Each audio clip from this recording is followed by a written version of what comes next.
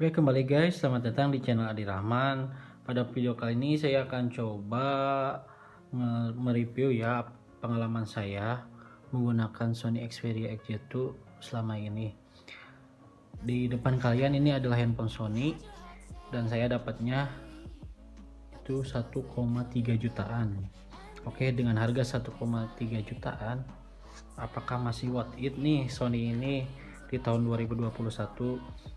Kita akan coba bahas detail mungkin apa yang saya alami menggunakan handphone Sony ini. Kebetulan ini saya gunakan sebagai daily driver. Oke, langsung saja.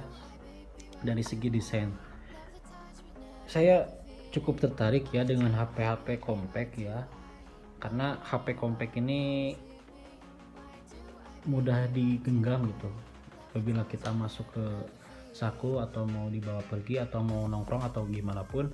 HP compact ini adalah HP kesukaan saya karena gak ribet gitu, apalagi zaman sekarang handphone itu rata-rata ya 6,5 inch ke atas, dan menurut saya layarnya itu bener-bener gede, gak ada akhlak. Jadi saya cukup puas dengan Sony ini. Dari segi desain ya, dari segi desain sih overall ya saya cukup puas dengan Sony ini. Tapi kalau kita coba guys ke belakang nih, nah ini yang saya tidak suka dari desain Sony XZ2 ini. Benar, yang tidak suka ini belakang itu benar-benar agak melengkung gimana gitu, jadi kalau kita diputerin itu benar-benar bisa berputar. Dan untuk penempatan sidik jarinya, anjay, ini gak gimana ya, kok langsung, maksudnya gak ada riset gimana gitu. Jadi ketika saya mau buka kunci atau fingerprint itu kadang saya suka tekan kamera gitu, padahal sebenarnya saya ingin buka fingerprint. Tapi gak apa-apa lah, semua minus itu, semua kekurangan tadi menurut saya ya gak apa-apa lah ini, karena handphone ini saya dapatkan cuma 1,4 jutaan. Itu dari segi desain ya guys, jadi looknya itu masih benar-benar premium, ciri khas Sony lah gitu. Dan perlu kalian ketahui bahwa Sony XZ itu adalah handphone flagship pertama Sony yang sudah tidak ada jack audionya semenjak Sony XZ1. Jadi di XZ ini kalian say goodbye lah sama namanya jack audio, jadi kalian mau gak mau harus beli itu wireless ya, itu headphone wireless. Oke, itu dari segi desain. Yang kedua, untuk segi performance, jujur nih guys, karena menurut saya ini handphone mantan flagship ya, dan dibertenagai oleh prosesor Snapdragon 845 ya, menurut saya di tahun 2021 ini masih oke-oke aja nih guys. Karena apa? Karena saya coba main game pun ya masih gimana ya, masih lumayan bagus lah gitu. Tapi kan kalian harus ingat dulu, ini handphone keluaran tahun 2018, itu artinya usianya hampir 3 tahun. Yang pastinya baterainya itu bener-bener drop, itu pasti ya, mungkin udah 20% atau apa, pasti itu bener-bener drop. Tapi apa yang saya dapatkan di Sony ini, meskipun usianya udah hampir 3 tahun, baterainya itu menurut saya awet sih, serius loh. Rata-rata flagship itu kalau udah berumur baterainya itu cepet habis. Kalau ini menurut saya masih apa ya, Sony masih kuat lah gitu, daya manajemen baterainya, daya tahan baterainya masih kuat. Dan SOT yang saya dapat pun juga, kalau kita lihat SOT yang saya dapat menggunakan handphone ini baru 1 jam ya, 4-5 jam. Dan kalian bisa lihat penggunaan baterainya. Saya mau main Mobile Legends ya, itu 30 menit itu berkurang 7%. Dan untuk kerjaan Instagram ya segini cukup lumayan sih guys. Nah, ini saya menggunakan data seluler asli gitu. Jadi menurut saya untuk performance sih gak usah ditanyakan ya, karena ini ditenagai oleh prosesor mantan flagship ya, Snapdragon 845. Jadi menurut saya masih bagus lah.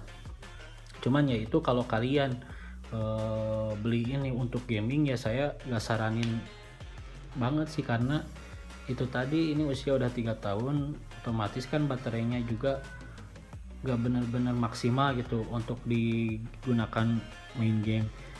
Tapi menurut saya ya baterainya cukup kuat sih, cukup handal. Itu dari segi performance. Yang ketiga itu handphone ini fitur kameranya itu bener-bener cakep, serius. Apa yang saya lihat waktu di pembukaan official video Sony-nya itu, bahwa ternyata smartphone ini itu smartphone pertama yang udah bisa ngerekam 4K, terus HDR-nya nyala, dalam artian ya udah ada tekstur HDR-nya, itu mantep loh. Menurut saya itu smartphone pertama di dunia. Dan di sini banyak modenya, kalian bisa bokeh, terus slow motion, gerak lambat, ada efek emoji, dan manual. Di sini manualnya saya kurang setuju ya, kurang enak, karena di sini cuma 1 detik ya. Dikasih sama Sony-nya, gak tahu kenapa Sony ngasih shutter speed-nya itu 1 detik, tanggung banget gitu. Itu dari segi fitur kameranya. Nah, yang saya suka dari Sony itu videonya guys, serius. Videonya itu menurut saya bisa 11-12 sama iPhone, karena fitur yang digunakan Sony itu ada namanya steady shoot. Fitur ini adalah fitur yang menurut saya fitur paling bagus ya dalam stabilisasi video di Sony, karena kita akan coba nanti bandingkan, bukan maksudnya kita akan coba nanti lihat hasil rekaman video dari Sony. Di sini kita bisa merekam 4K, dan kita bisa juga di dalam ukuran 4K ini steady shoot-nya aktif gitu, stabilisasinya. Terus yang kedua bisa UHD 60 fps. Nah, yang saya suka ini ketika saya pilih Full HD, itu mode HDR-nya guys itu bisa aktif. Coba bayangin lu gini deh, lu bikin video, nanti saya akan coba hasilnya rekaman Sony Full HD dengan mode HDR, dan steady shoot-nya aktif. Kalian bisa lihat hasil videonya, udah bisa ngerekam video sambil mode HDR-nya jalan. Itu menurut saya bagus lah Sony gitu, karena saya coba juga ini hampir mendekati iPhone gitu, kadang bisa menang Sony atau sebaliknya gitu, menang iPhone. Nah, itu untuk videonya. Jadi saya saranin sih ini Sony buat videografi bagus sekali. Saya benar-benar puas masalah videonya. Kalau fotonya juga lumayan lah guys. Cuman ya saya tidak suka di kamera depannya itu, karena selfie-nya menurut saya hancur banget. Cuma 5 megapiksel dan bukan lensanya f2.2. Hasilnya kalau di ruangan gelap kurang cahaya itu benar-benar hancur hasil kamera selfie-nya. Jadi saya gak rekomendasiin untuk pengguna selfie gitu. Untuk kamera belakangnya juga lumayan juga lah Sony. Cuman ya itu kelemahan Sony, ketika kita foto objek orang itu serius, detailnya masih kalah dengan Google Pixel. Jadi ada cat air gitulah, benar-benar saya kurang gimana ya kalau masalah objek orang gitu, ketika difoto Google Pixel masih juara gitu hasil detailnya. Mungkin itu kesan saya menggunakan Sony Xperia Z2. Overall sih menurut saya bagus ya, dengan harga 1,5 juta kalian udah bisa dapet handphone mantan flagship yang dulunya itu harganya 14 juta loh guys, jangan salah. Di tahun sekarang 1,4 juta kalian udah bawa pulang Sony Xperia Z2 dengan desain yang elegan. Ini brand Sony loh guys ya, meskipun ini sebutnya 5 Jepang, maaf, tapi tetap feel di genggaman itu kalian benar-benar merasa ini premium, emang benar premium gitu. ini adalah mantan flagship Sony. Jadi dengan 1,4 juta kalian udah bisa ada NFC-nya, udah jelas ya guys. NFC Sony itu pasti udah ada NFC-nya. Terus wireless charging juga ini support. Jadi dengan harga segitu ya overall di tahun 2021 ini Sony ya bagus gitu. Tapi saya akan cek dengan seharga 1,5 juta baterai health-nya berapa persen gitu. Saya cek. Nah, di sini saya cek baterai health-nya ini berapa persen ya, berarti ini kan totalnya itu 3100 mAh, sekarang 2700 mAh, pokoknya berkurang segitulah pokoknya. Terus dengan harga segitu juga kalian Sony ini kalau kita nonton YouTube speakernya nendang gitu karena ini udah stereo speaker. Jadi kalian dengan harga segitu, pertama tadi sudah saya sebutin dan udah jelas ini adalah handphone mantan flagship. Jadi kalian kalau ingin membeli Sony ya belilah Sony karena nanti kalian akan merasakan feel-nya bagaimana. Tapi kalau untuk game saya saranin jangan, karena ini handphone udah berusia hampir 3 tahun. Jadi kalau main game sampai parah banget gitu, kalau saya sih sehari kadang sekali 2 kali ya gak apa-apa lah, batas wajar. Tapi sampai kan harus terus main game ya saya tidak rekomendasiin gitu kalian untuk beli handphone Sony ini, karena banyak HP mid-range sekarang yang kemampuan daya tahan baterainya kalian akan bakalan puas menggunakan handphone tersebut. Tapi ya itulah Sony, meskipun harganya murah, tapi apa yang saya dapat itu benar-benar puas gitu.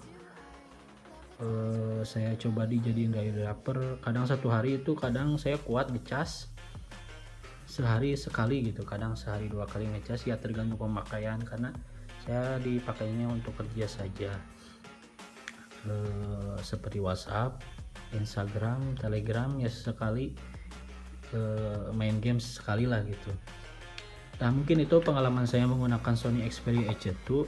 Nah bagi kalian yang ingin beli Sony Xperia XZ2 di tahun 2021 ini ya menurut saya masih worth it ya, karena ini mantan prosesor flagship. Jadi kalian gak usah khawatir untuk performance-nya. Kalau main game juga masih tetap, tapi gak saya rekomendasiin untuk terus dipakai game. Yang kedua, ini udah support Android 10, jadi kalian saya rekomendasiin sih ini handphone masih tetap bagus di 2021. Mungkin itu pengalaman saya menggunakan Sony Xperia XZ2. Apabila ada kata-kata ataupun kesalahan dalam saya mereview, atau kecepatan atau kurang tepat atau kurang enak ya saya mohon maaf ya guys, karena saya masih belajar. Mungkin cukup sekian review saya Sony Xperia XZ2. Kurang lebihnya saya mohon maaf. Dan bagi kalian kalau ingin melihat hasil video dari Sony ini, saya dikasih di hasil akhir video ya guys. Oke, saya pamit, dan ini adalah hasil video HDR Full HD menggunakan Sony Xperia XZ2. Check it out. Ini adalah hasil rekaman dari Sony XZ2 Full HD 30 fps, cukup stabil ya guys.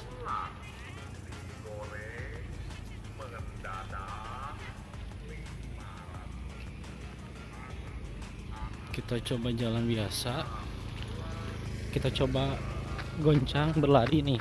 Ini saya coba lari, apakah stabil? Ternyata masih stabil, mantap.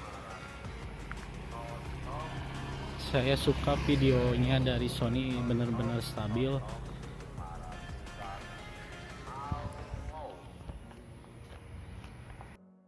Ini hasil kamera depan Sony Xperia XZ2 yang resolusi Full HD 30 fps. Ini sedikit ngezoom ya hasil fotonya. Kita coba berjalan. Digoreng dadakan Stabil. aran kene naku Kita coba berlari. maratusan ayo